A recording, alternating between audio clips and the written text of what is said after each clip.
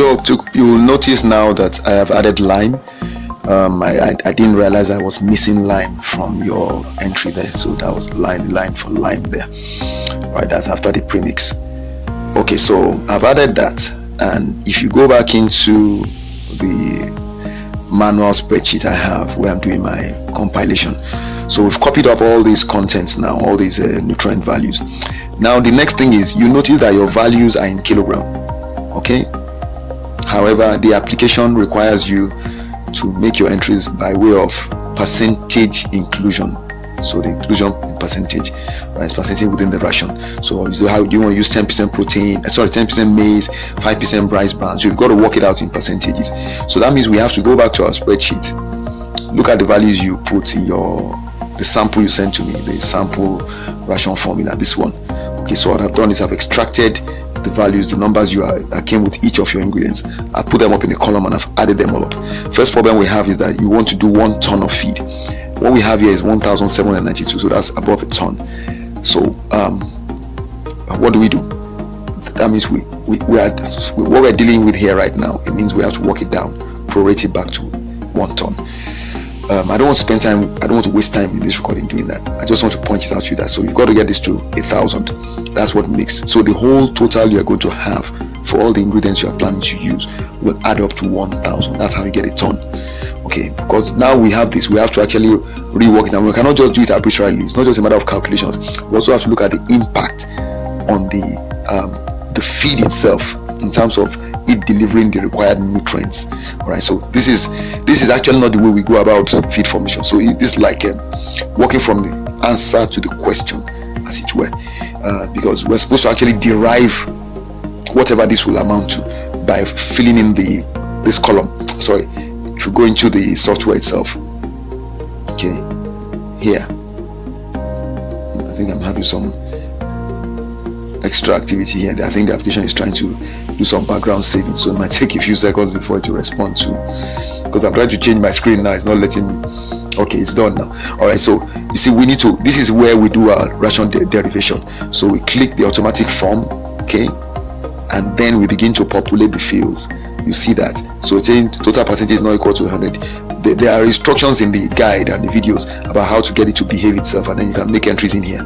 Okay, this is where you begin to post your values in percentage, 5%, cotton seed, whatever the values are. Now, if what you want to arrive at is what you put in your sample that you sent to me, then we're going to have to work it out to 1,000 first. That's 1 ton, right? Then we now use that to arrive at what percentage of that makes, what that percentage of that then will be maize, what percentage of that will be rice bran. We'll work it out.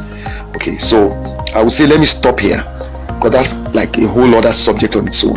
And actually the truth of the matter is that the reason why there is a problem with what you sent to me is because you do not, first of all, even understand first of all the process of formulating the rations. So you need to study the handbook, right? Understand the method of calculation and all that, the process. You don't have to do any manual calculation per se. The software is there for you to test whatever you learn on, so that you need to understand first of all the logic that follows. Then most importantly, let me now end by saying this. You know, there are 3 ingredients I actually raised my eyebrows on the minute I saw them in your ration: cotton seed meal or cotton seed cake, sunflower cake, and blood meal. Okay, I think this should be MEAL. Okay, blood meal. Those 3 really, I think this is lysine. I think they'll have some typographical errors. Anyway, no big deal.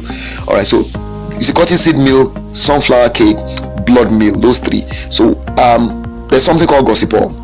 All right, it's a very harmful, potentially, not even potentially, it's harmful to livestock generally, but ruminants can cope with it quite well. However, ruminants that are reproductive, that is ruminants that are going to use for breeding purposes, it's not wise to feed it to them, because it could lead to deformation and other abnormalities in the reproductive process, including the offspring being born without proper, not complete, not functional, not healthy. All right, so it's something you want to use carefully. So what I've done is to go, I felt the best thing would be to at least have this video and have myself read out to you some of the literature about these 3 ingredients that I think would be relevant to your needs. So if you look at cotton seed meal, there, okay, what I found, feedtables.com, there are a variety of websites, and all these URLs, I'll post them to you with the previews I've copied out. Now, it's a byproduct of, after cutting is gin. The ginning of cutting is the processing of cutting when you extract oil from it. Okay, and the crushed remains are what become the meal. The point is, gossypol is a component, and it's a compound that I think normally is broken down by heating or something. Anyway, the point is, it is not even ideal as a feed ingredient for any other animal group except ruminants. Okay, even some ruminants once being used for reproduction, like I said, are not fed with it normally. All right, so it contains protein and all that. It contains some fiber, but you can see here the main constraint of cotton seed meal is the presence of gossypol, which limits its use in non-ruminant animals, for instance poultry, and in reproductive ruminants. All right, so now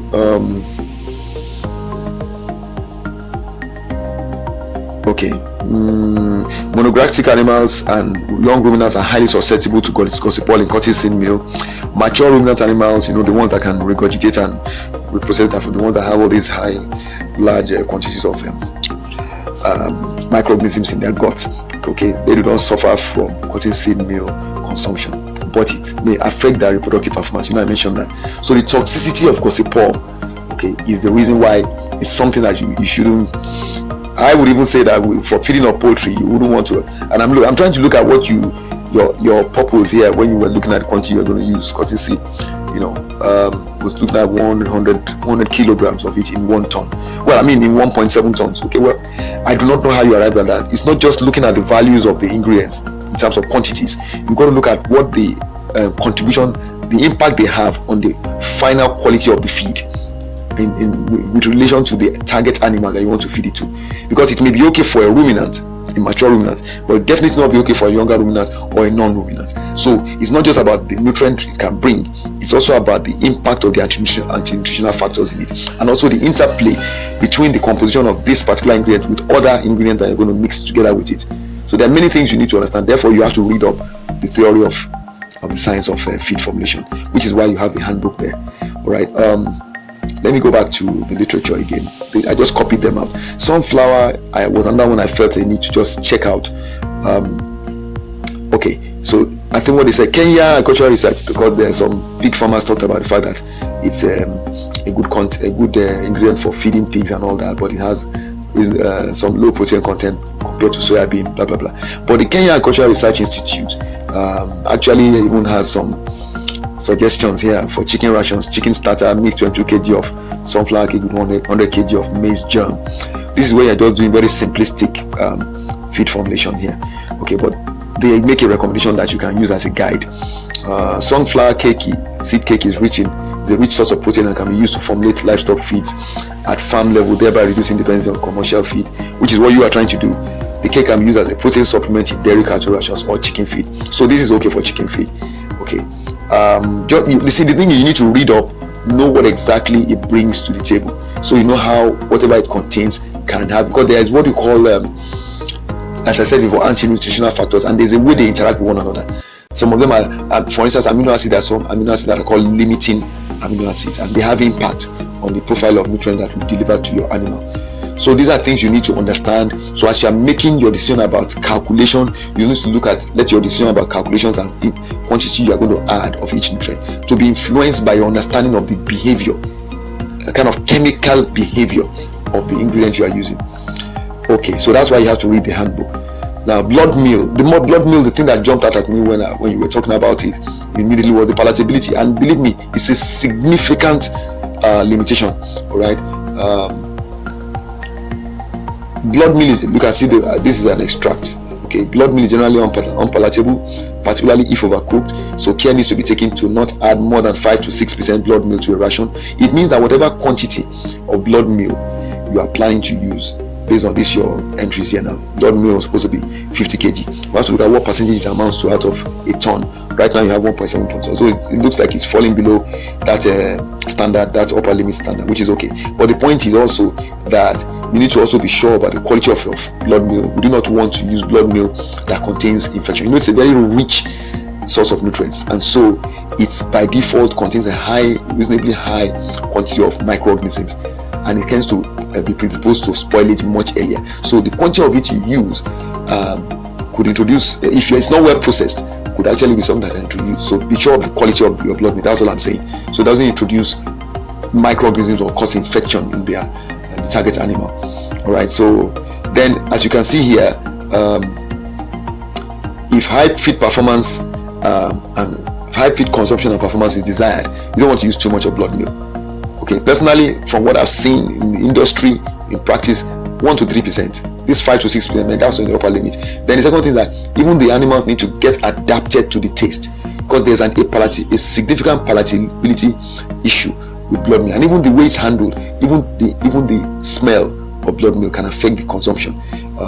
So if the animals are not used to it, they just won't eat well. So it's not a matter of whether it has good protein content. If they don't like, you don't like eating something, it doesn't smell nice or it doesn't taste nice. So even though it's good for you, you may not want to eat it. Just like a child being asked to take chloroquine, because it's, chloroquine is going to help you cure the malaria. The child is told that, but I don't like it, it's bitter. So that's the way the animal is. Animal will not be talking. All right. So these 3 ingredients, I just felt I need to kind of highlight them. But generally, if you look at those websites I've opened up, okay, for sunflower seed cake, this was one website I found, the Kenya Livestock Research Institute. What did they call themselves? Yeah, Agricultural Research Institute. Sorry. They had this set of how do I call them now? Fact sheets, I would say. Okay, that you can just check out for different animals in terms of use of sunflower seed cake. All right, and then you have the cotton seed meal. This is on Feedipedia as well. Okay, so I think you may want to just research it, and ultimately the best way for you to proceed is, please get your own analysis done for the ingredients you plan to use. It's your best bet, because if you don't, like I said, garbage in, garbage out, if you don't know what you're starting with, you can never be sure of what you end with, and that means you're not going to be sure of what you're giving to your animals. It doesn't matter what the paperwork says. It's the quality of the analysis you've done, the accuracy of the values you are using in terms of the nutrient composition, that will determine the outcome of the ration formula you are able to feed your animals. So if you don't get it right from the beginning when you're using the source ingredients, then you're going to get it wrong when you're feeding the ration to the animals, and then it's not work. And if you don't get the results, you can't make the money, because the animals will not perform. All right, so I hope it's useful. I'll call you once I send this to you. Cheers.